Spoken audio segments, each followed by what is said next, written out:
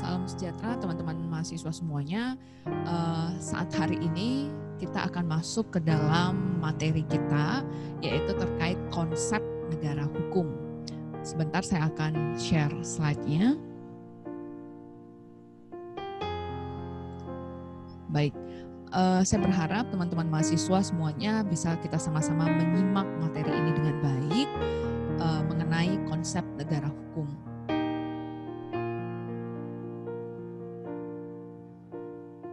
Baik, kalau kita telaah mengenai sejarah negara hukum, kita bisa lihat dari beberapa pendapat para ahli. Yang pertama di sini ada pendapat dari Plato. Beliau mengatakan bahwa penyelenggaraan negara yang baik adalah yang berdasarkan pada hukum.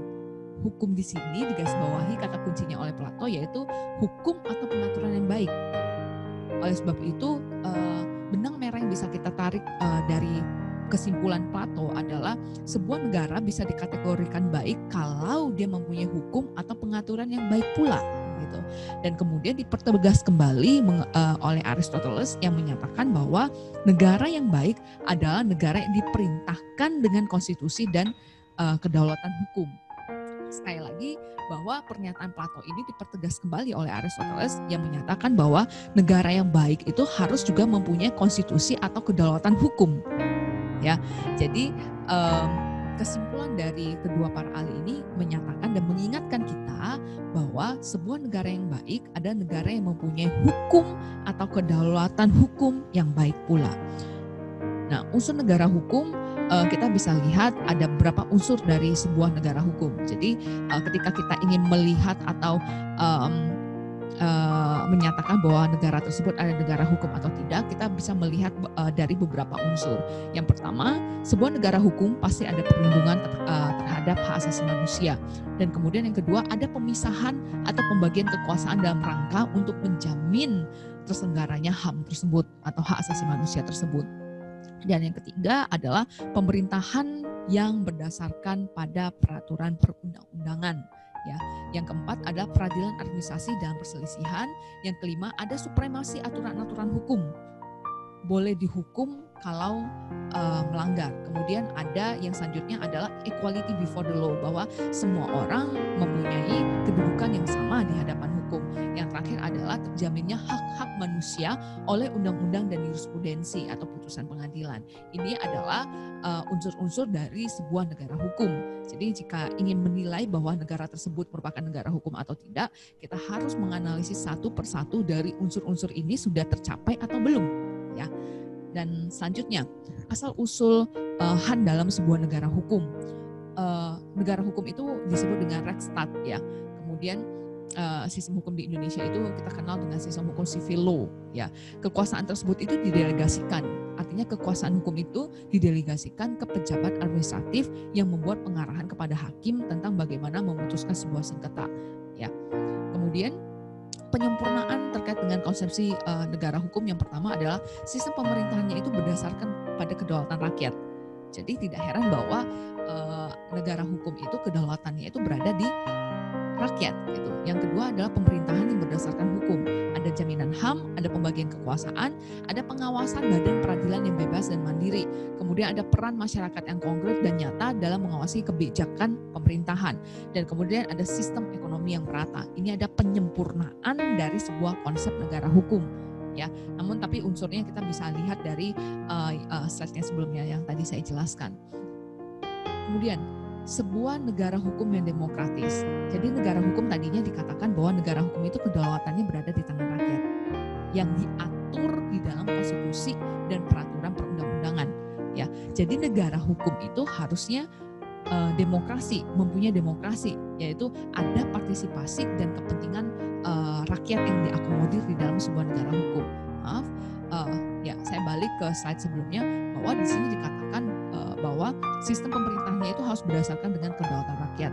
Kemudian ada peran masyarakat yang konkret dan nyata dalam menguasai kebijakan pemerintah tersebut. Oleh sebab itu tidak heran bahwa karena negara hukum adalah kedaulatannya berada di tangan rakyat dan itu diatur di dalam konstitusi dan peraturan perundang-undangan kita, maka tidak heran bahwa negara hukum itu juga harus merupakan negara yang menjunjung tinggi nilai-nilai demokrasi, yaitu Demokrasi di sini maksudnya adalah adanya partisipasi dan kepentingan rakyat di situ ya. Karena balik lagi kalau kita lihat dalam konsepsi dari sebuah negara hukum harus ada peran masyarakat yang konkret dan nyata dalam mengawasi itu. Ya, oleh sebab itu negara hukum, sebuah negara hukum pasti juga sebuah negara yang menjunjung tinggi nilai-nilai demokrasi. Nah, di sini ada sebuah quote yang sangat bermakna yang ada di dalam slide yang bisa kita baca, yaitu hukum tanpa demokrasi itu akan kehilangan makna. Karena sekali lagi bahwa sebuah negara hukum pasti juga merupakan sangat menjunjung tinggi nilai-nilai demokrasi karena kedaulatan rakyat dan rakyat ikut berpartisipasi secara aktif dalam menguasai kebijakan tersebut ya. Jadi negara hukum tanpa adanya demokrasi itu akan hilang makna, nggak ada maknanya gitu ya. Namun sebaliknya bahwa demokrasi tanpa hukum pun akan kehilangan arah. Artinya demokrasi kalau tanpa hukum maka akan jadi demokrasi yang sembrono ya, kemana-mana gitu, tidak ada arahnya, tidak ada aturan-aturan yang mengatur nilai-nilai demokrasi tersebut gitu ya. Nah, selanjutnya prinsip dalam sebuah negara hukum yang pertama adalah adanya asas legalitas. Saya tidak perlu jelaskan lagi ya asas legalitas ini apa ya. Kemudian yang kedua adanya perlindungan HAM, kemudian adanya pemerintahan yang terikat pada hukum. Yang keempat ada monopoli paksaan pemerintah untuk menjamin penegakan hukum, dan kemudian adanya pengawasan hakim yang merdeka tanpa intervensi dari pemerintah. Ini ada prinsip dari sebuah negara hukum. Selanjutnya prinsip demokrasi ya. Yang pertama adanya perwakilan politik, pertanggungjawaban politik, pemencaran kewenangan, pengawasan dan kontrol, kejujuran dan keterbukaan, rakyat diberi kemungkinan untuk mengajukan keberatan. Ya, ini adalah prinsip dari sebuah negara demokrasi. Nah,